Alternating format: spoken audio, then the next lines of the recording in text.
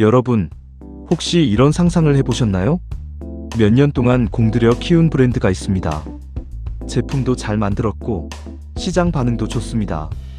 그래서 생산비를 좀 줄여보려고 해외 공장에 OEM을 맡깁니다. 처음엔 다 순조롭습니다. 그런데 어느 날 수출하려던 제품이 세관에서 딱 멈춥니다. 이유는 아주 간단합니다. 중국에서 누군가 그 상표를 먼저 등록해둔 겁니다. 안녕하세요. 한명섭 변리사입니다.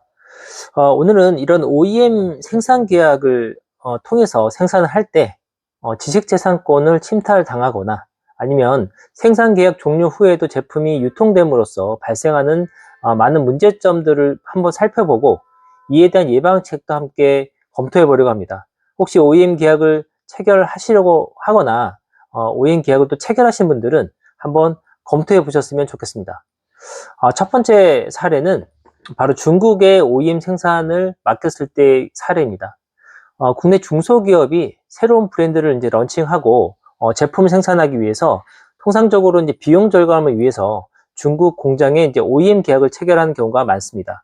뭐 화장품이나 의류나 뭐 전자제품, 사실 모든 분야에 이 OEM 생산 계약은 많이 이루어지기 때문에 사실 일반적인 경우라고 할 수도 있습니다. 이 경우에 이제 몇 년 동안 해당 제품이 이제 잘 생산되고 또 수출도 잘 되고 그렇게 이제 원활하게 되었는데요.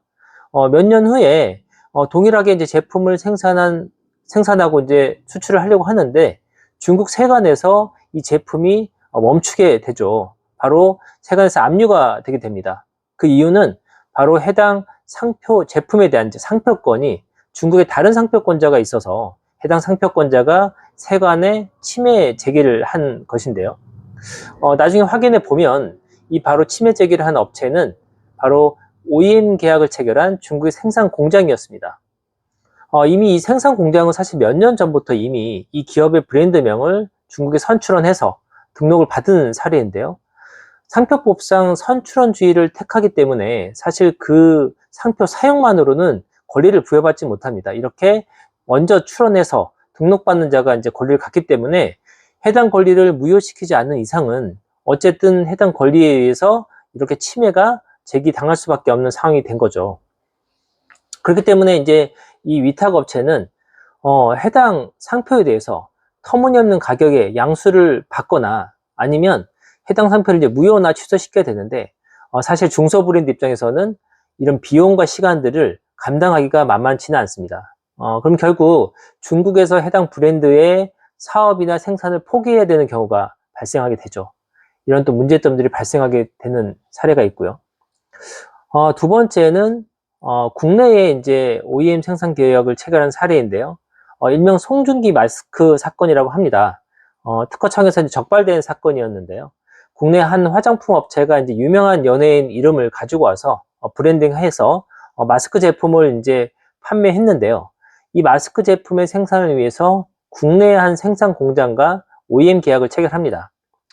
그렇게 이제 해당 계약이 체결 이후에 생산돼서 이 제품이 이제 유통이 되게 되는데, 어느 날 이제 이 계약이 종료가 됩니다. 생산 계약이 종료되죠. 그러면 이제 이 생산 계약이 종료됐기 때문에 해당 제품은 이제 시장에 나올 수가 없는 상황인데, 이 OEM 계약을 체결한 생산 공장에서 이 제품을 계속 유통하게 됩니다. 그런데 더욱더 큰 문제는 유통되는 제품이 어떤 패키징과 이름과 브랜드를 유사하게 그대로 사용하면서도 이 제품 퀄리티 자체는 열악하게 만들었다는 거죠. 그렇기 때문에 위조품으로 유통이 되면서 수요자들은 아마 해당 브랜드에 대해서 신뢰도가 떨어질 수가 있었겠죠. 또 시장이 오염되는 사태가 발생한 겁니다. 실제 당시의 기사를 보면 이 유통된 양으로 추정되는 손해액이 200억 이상이 된다고 나와 있었습니다.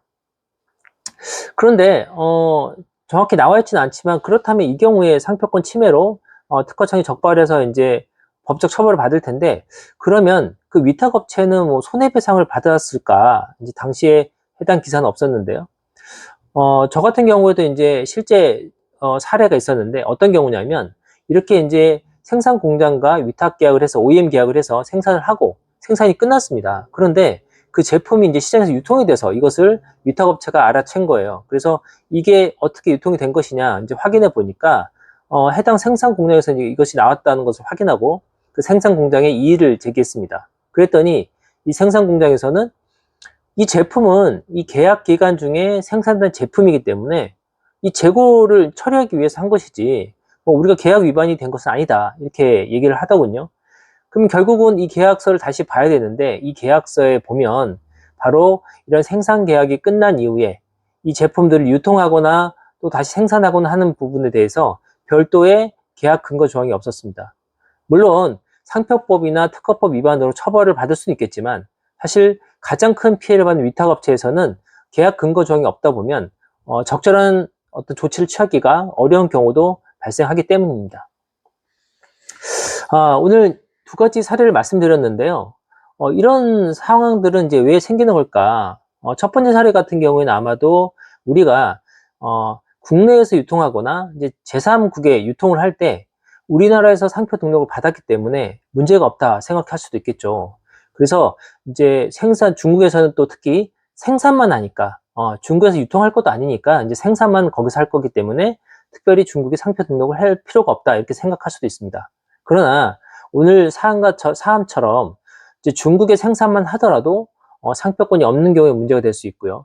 당연히 지식재산권은 속지주의 원칙이 있기 때문에 특허든 상표든 각 나라마다 등록을 받아야 됩니다. 그렇기 때문에 해당 제품이 갖고 있는 브랜드, 어떤 특허 기술, 그리고 외관에 의한 디자인이 있다면 이것을 생산하는 공장이 있는 그 나라에서도 먼저 선출원을 취함으로써 이후에 발생할 수 있는 이런 분쟁을 사전에 적절하게 대비할 수 있을 것입니다. 그리고 이제 두 번째는 아마도 이 OEM 생산 계약이다 보니까 이제 생산 부분에 많이 계약서를 작성하죠. 그래서 납품 단가라든가 비용이라든가 납품 이제 기한들을 꼼꼼하게 작성하다 보니까 실제로 이제 이렇게 생산 계약이 끝난 이후에 사후 처리에 대한 어떤 적절한 계약 조항을 미처 넣지 못하거나 어떤 제품에 대한 IP의 권리 기속을 누구로 할 것인지 이런 거에 대해서는 명확하게 넣지 못하는 사례가 많은 것 같습니다. 이런 부분들을 좀 먼저 생각한다면 사건이 발생된 이후에 이미 회복 불능한 손해가 발생했을 때는 사실 조치를 취할 수 있음에도 불구하고 비용도 몇 배의 비용과 또 시간들도 소요되고, 그렇다고 그것으로 인해서 어떤 회사의 수익이 또 생기는 건 아니기 때문에 이런 부분들을 사전에 검토하는 것이 중요할 것입니다. 그럼 오늘 이제 그 말씀드린 내용에 근거해서 어떻게 그러면 이런 것들을 사전에 조금 생각해 볼 수 있을까? 이제 한 세 가지 정도를 한번 말씀드려 보려고 하는데요. 첫 번째는 바로 아까도 말씀드린 것처럼 이제 생산하는 국가가 우리나라가 아니라면 해당 국가에 선출원을 해 놓아야 된다는 거죠.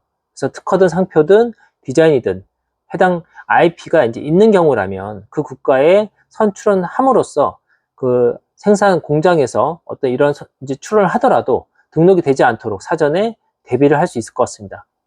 두 번째는 바로 OEM 계약서상의 조항인데요. 이 조항을 좀 어떻게 할 것이냐.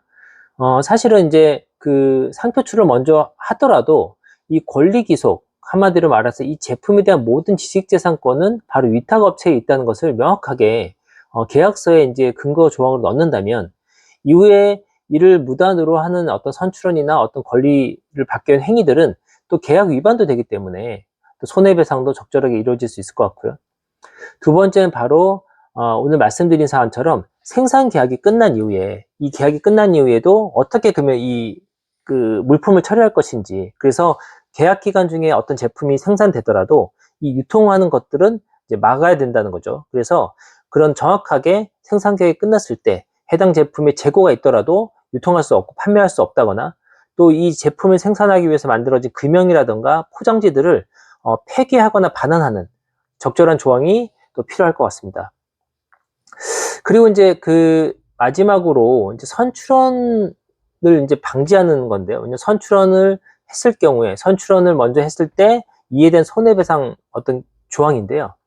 사실은 이제 선출원 자체는 이 민사계약으로 인해서 선출원이 무효가 된다거나 어떤 제재를 받는 것은 아닙니다. 선출원을 해서 등록받는 경우에는 이제 상표법이나 특허법으로 이것을 이제 무효시켜야 되는 것인데, 굳이 계약서에 이것을 왜 넣느냐 하면 그 행위 자체, 선출원 자체가 계약 근거에 위반되는 행위로 이제 저희가 판단해서 손해배상을 사전에 근거 조항을 넣는다면 이런 상황이 발생했을 때 어떤 특별한 입증 없이 계약 위반으로서 합의된 손해배상을 바로 청구할 수 있다는 거죠. 그렇기 때문에 이런 것들을 사전에 준비함으로써 실제로 이런 그 선출원이나 우리 이제 지식재산권을 침탈한 행위가 발생했을 때 특허법이나 상표법으로 해당 권리를 무효시키는 것도 있지만 계약 근거에 기초로 해서 손해배상도 받을 수 있는 그런 조치를 먼저 취하는 것도 중요할 것 같습니다.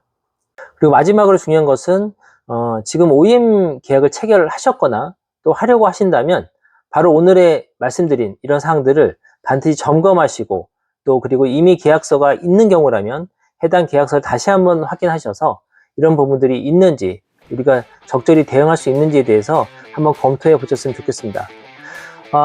오늘 영상은 여기까지고요. 혹시 오늘 내용 중에서 이제 내가 계약 체결한 부분에 대해서 궁금한 점이 있다거나 어떤 확인할 부분이 있다면 댓글을 통해서 남겨주시면 또 원활하게 소통할 수 있도록 하고요. 오늘 영상이 더 도움되셨다면 구독과 좋아요도 부탁드리겠습니다. 감사합니다.